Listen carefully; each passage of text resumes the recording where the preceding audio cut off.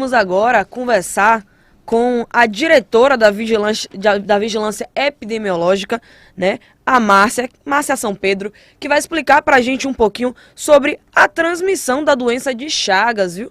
Vamos conversar com ela, já está aqui conosco. Muito bom dia, Márcia, seja muito bem-vinda ao Set da Matina.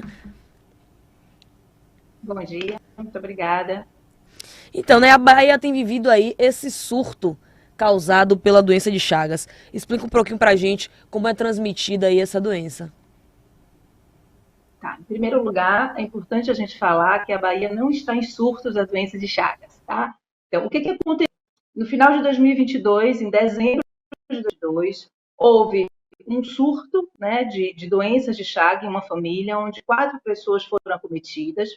Essa notificação chegou tardiamente ao sistema de reconhecimento da vigilância, e aí, nesse momento, investiga-se essa paciente, em 2000, uma paciente que foi proveniente desse surto, ela veio a óbito, que foi uma adolescente de 12 anos.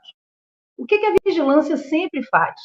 Frente a uma doença, que é uma doença crônica, é uma antropozoonose, com alta prevalência, né, e que fica no radar o tempo todo, nosso, da vigilância, ela, nesse momento, nós emitimos um alerta, porque esse alerta, dentro da vigilância epidemiológica, ele sai com uma frequência natural, porque isso significa que a gente está avisando a população, está avisando as unidades de saúde, olha, tem casos que estão acontecendo e a gente precisa estar atento, precisa se fazer um diagnóstico diferencial. E o que acontece hoje com a doença de Chagas? Então, em 2023, foram notificados, nós tivemos de notificação em 5 casos, tá? Esse surto de 2022, como ele entra tardiamente dentro do sistema, ele é contabilizado no momento que ele há essa notificação, mas com todo um registro do histórico do paciente, porque fomos a campo, ao território, investigar, fazer toda a parte de bloqueio, né, ver os contactantes, foi feito exames em todos, quem foi confirmado, veio sendo acompanhado, paciente sabendo, fazendo depois para ver que situação ele está, como é que esses pacientes estão. Então, é importante falar que não temos surtos nesse momento. Nós temos uma doença que é controlada, mas temos uma doença que nos preocupa. Por quê? Porque hoje, quando nós comparamos a Bahia com o Brasil, nós somos o 4º lugar com a maior taxa de mortalidade por doença de Chagas. Por que isso acontece? Porque, basicamente, se notificava a doença aguda. Então, se teve uma doença aguda, opa, tinha uma notificação. Mas a doença crônica, ela passava despercebida. Por quê? Porque a doença de Chagas, ela pode ter uma fase que é aguda, mas ela tem uma fase que é crônica. Ela tem 2 manifestações. A fase aguda, ela pode passar não necessariamente com sinais, mas na fase crônica eu já tenho alguns sinais que vão estar aparecendo. E aí eu já tenho um comprometimento cardíaco, eu já tenho um comprometimento que tem a ver também com outras alterações e que isso tem. Como é, então, a transmissão da doença de Chagas? Eu tenho uma transmissão que é uma transmissão por vetor, então, ao contato, se a pessoa ela mora em algum local e que tem barbeiro, e que esse barbeiro está infectado, né? Existem áreas que são áreas onde tem um predomínio dessa espécie. E aí, o que vai acontecer? Se esse barbeiro está contaminado e ele morde a pessoa, pica a pessoa, em contato com as fezes e com a urina desse barbeiro, essa pessoa é infectada. O outro meio de transmissão é o oral, através de alimentos, ou através de transfusão de sangue ou de transplante. Então, existem as várias formas, que são possibilidades que podem levar a você contrair a doença de Chagas. O que é importante nesse momento? Todo caso que tem um caso suspeito, né, que o paciente chega com sintomatologia, a equipe de saúde ela precisa ter um olhar direcionado para as doenças que são de importância para a saúde pública, porque eu preciso fazer um diagnóstico diferencial, eu preciso identificar o que está acontecendo.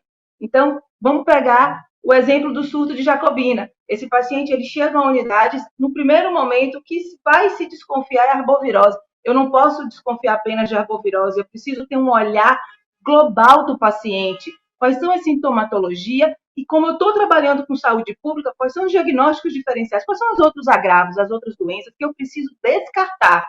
Então, eu tenho que fazer para lepto, eu tenho que fazer para Chagas, eu tenho que fazer para uma série de doenças que entram num leque de possibilidades de diagnósticos que têm sintomatologias que são parecidas.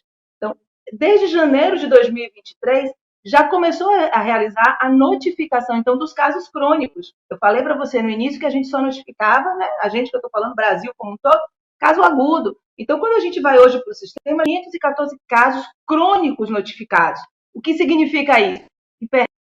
anos a oportunidade de entrar com diagnóstico em tempo oportuno, com tratamento, porque o tratamento ele é disponibilizado pelo SUS, pelo Serviço de Saúde, é gratuito, ninguém paga pelo tratamento de Chagas, e eu tenho como intervir. Paralelo a isso, que ação que é feita? A gente faz bloqueio, tem a orientação, se é uma área que tem, a pessoa precisa dormir com mosquiteiro, a pessoa precisa fechar as frestas que podem ter. Então, existem questões que são questões locais e ambientais, que se trabalha com esse olhar da vigilância e que é feito e com orientação à nossa população. Doutora Márcia, muito bom dia. A Daniela falando aqui com a senhora. Seja muito bem-vinda novamente ao 7 da Matina. A senhora falou aí, explicou, na verdade, por que a gente não vive um atual surto, né? Que foi a demora dos dados entrarem no cadastro. Aí eu tenho duas perguntas para a senhora. Primeiro, o porquê que esses dados demoram de serem atualizados no sistema.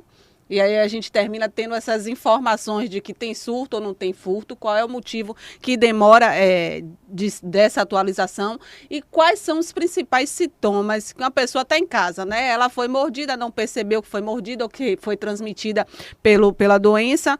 Quais são os principais sintomas que a pessoa começa a pensar assim, poxa, tem alguma coisa de errado, vou procurar o médico? Tá. Primeiro, por que o dado chega atrasado? Porque o município, a unidade não notifica ou não liga informando, tá? Então, teve um caso, é um caso suspeito, foi até por telefone a vigilância epidemiológica, tanto do município, quanto regional, quanto do nível central, a gente recebe. Recebeu, imediatamente todas as ações são disparadas. Então, o que acontece? Atrasa. Por que essa notícia chegou depois? Aí também a gente precisa perceber que a gente precisa ler os alertas e entender. O próprio alerta diz, em virtude do surto que ocorreu, se o surto ocorreu e a gente descreve e fala, esse surto já finalizou. Mas é um alerta que foi dado. Olha, houve um surto, né? Por que um surto? Porque eu tive um número de pessoas num determinado local que foi acometido e que se foi investigar. É importante também a gente falar o seguinte, que muitas vezes algumas doenças que são doenças que são crônicas ou doenças que já não têm uma ocorrência tão frequentes, quando acontece um caso, em determinados momentos, ela já é considerada como um surto. Isso não significa que eu estou aí, tem que ter cuidado para a gente não comparar, a gente está vindo de uma pandemia onde a gente via números de casos muito elevados e isso causava logo um desespero para a gente, e é verdade. Por isso que o alerta existe, porque a gente não quer chegar a condições que são condições extremas. O que uma pessoa que foi picada por um barbeiro vai sentir? Primeiro, ela vai ver a picadinha, porque tem e é muito característica. Então, vai coçar, teve alguma coisa errada, um bichinho me mordeu. Mas aí essa pessoa ela tem febre, essa pessoa ela pode ter diarreia, essa pessoa pode ir no corpo, essa pessoa pode ter comprometimento cardíaco, que vai numa fase mais avançada depois, mas cada pessoa pode estar manifestando sintomas. Por isso que eu falei que é importante eu ter um olhar diferente, olhar para o diagnóstico diferencial. Porque eu falando aqui para você, eu comecei a falar para você que ele tem febre, que ele vai ter dor no corpo, né? Que ele vai ter edema em face, que ele vai ter uma indisposição. Isso aí, vacinado, em primeiro momento você vai pensar o quê? Opa, está entendendo, os casos de dengue estão aumentando, é verdade, a gente está com um número elevado, temos alguns municípios que, a depender da semana epidemiológica, se ele mantém sustentação, ele entra em epidemia, é fato, e a gente vem trabalhando. Então, eu posso achar que é uma dengue, mas não foi uma dengue. Então, eu virose porque eu preciso descartar se foi uma dengue, se é chikungunya, se é zika, mas eu preciso também saber descartar que pode ser Chagas, e aí, na hora que o paciente chega, é importante que na avaliação e no diagnóstico procure-se saber, você mora onde? Qual é a região? É uma região mais rural? É uma região mais urbana? Você se alimentou de quê? Você viajou? Né? Então, são perguntas chaves que não pode passar despercebido pelo profissional de saúde. Isso faz um diferencial enorme para a gente poder diagnosticar em tempo oportuno, intervir em tempo oportuno, tratar e salvar vidas.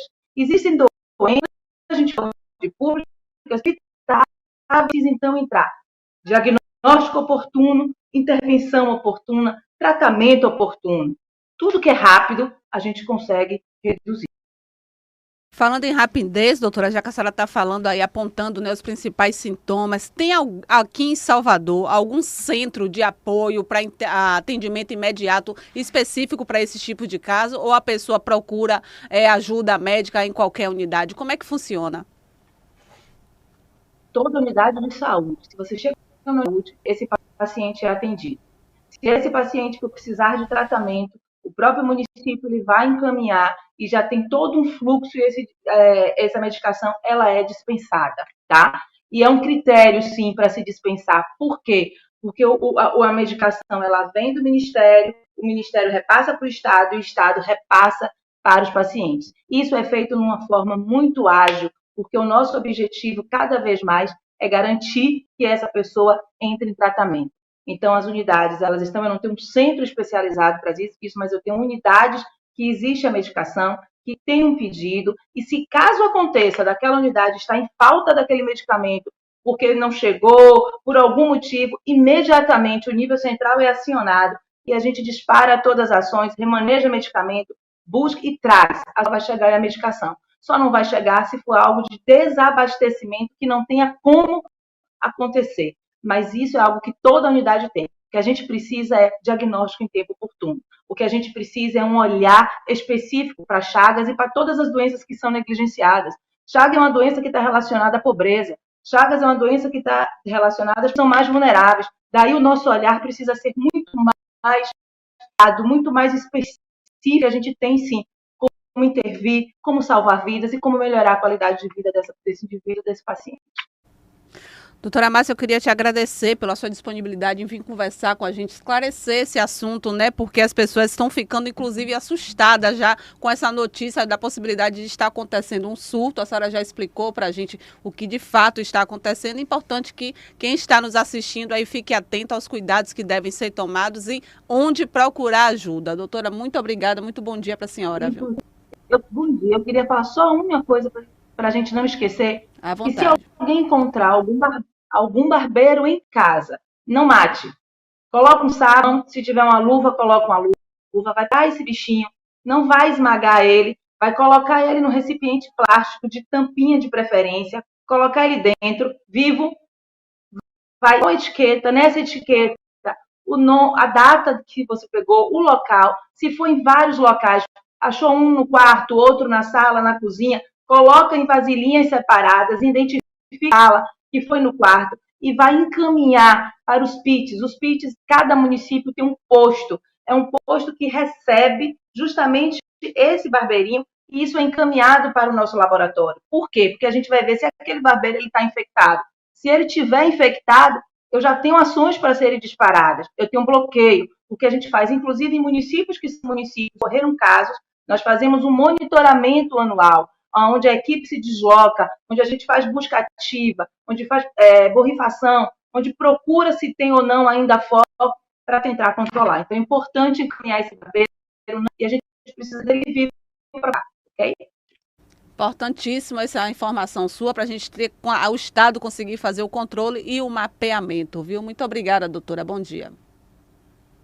Bom dia, obrigada a vocês. BNews, 7 da matina.